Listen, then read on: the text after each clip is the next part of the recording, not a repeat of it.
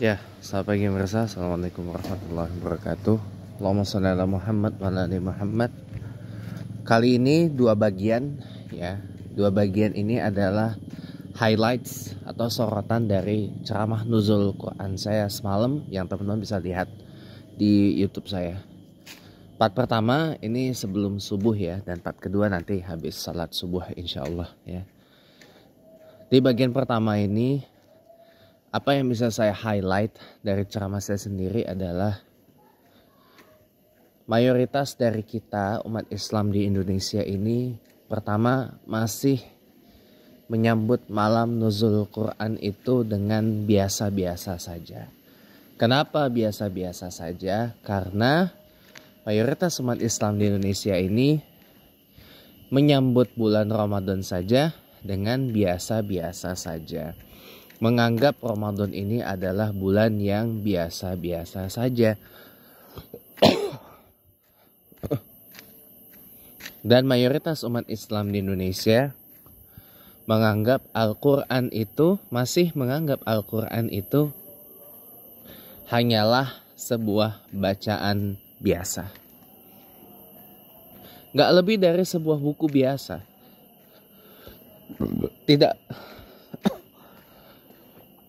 Tidak jauh berbeda dengan bacaan-bacaan buku-buku yang biasa kita temui, atau nggak jauh beda lah dengan artikel Wikipedia, unggahan di sosmed, majalah, koran, walaupun orang sekarang jarang baca koran ya.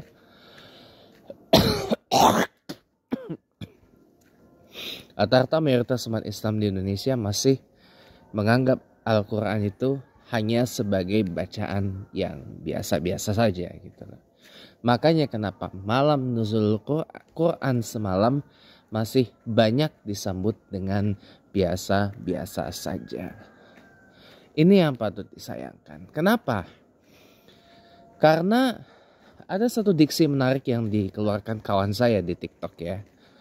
Mayoritas orang umat Islam di Indonesia ini bukan di tahap religius, tapi masih di tahap sebagai ritualis ya, bukan spiritualis tapi ritualis.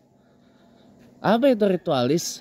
Analogikan gini, kalau kita makan pasti kan makan itu kan terasa enak, terasa nikmat kalau dinikmati. Jadi makan tidak tergesa-gesa, tidak terburu-buru. Kenyangnya pun kenyang yang nikmat gitu loh. Tapi kalau itu sama halnya kayak kita sholat nih. Sholat fardu 5 waktu. Orang masih menganggap sholat 5 waktu itu memang betul kewajiban. Ya, kewajiban tapi yang dilakukan dengan penuh keterpaksaan. Karena sebenarnya mungkin orang tersebut tidak mau melakukan salat 5 waktu itu. Dan keluar statement yang aneh-aneh. Ada yang mengatakan umat Islam salatnya cuma 3 waktu lah. Ada yang inilah, yang itulah, segala macam keluar. Karena orangnya banyak yang malas salat. Ya dianggapnya, ya tahu bahwa salat itu adalah kewajiban, tapi ia lakukan dengan keterpaksaan. Jadi terpaksa, salatnya tuh salat yang terpaksa gitu loh. Kalau bukan salat yang terpaksa, pasti akan dinikmati. Ya. Oke, kita lanjut lagi teman-teman. Jadi salatnya itu adalah salat yang terpaksa. Ya, nggak dinikmati. Jadinya kalau orang tidak menikmati salat, bagaimana orang itu mau menikmati bacaan Al-Quran?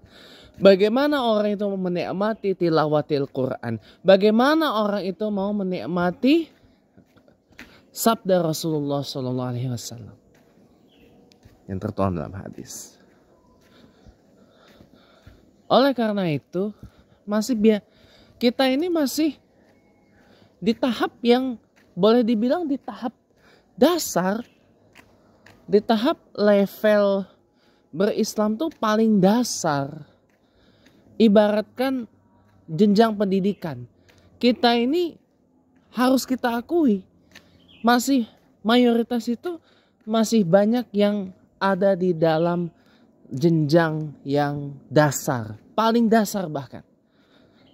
Ya, setara dengan taman kanak-kanak atau pendidikan anak usia dini atau PAUD. Masih di level dasar.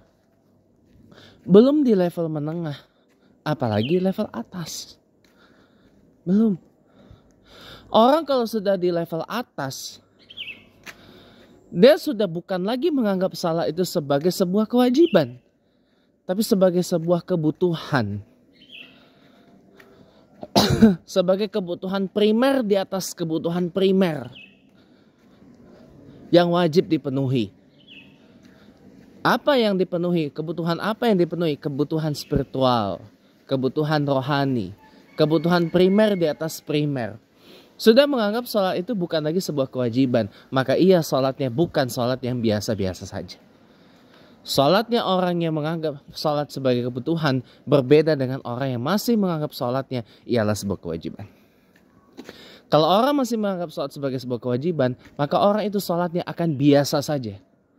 Tapi kalau orang menganggap sholat itu sebuah kebutuhan, maka sholatnya tidak akan sholat yang biasa-biasa saja.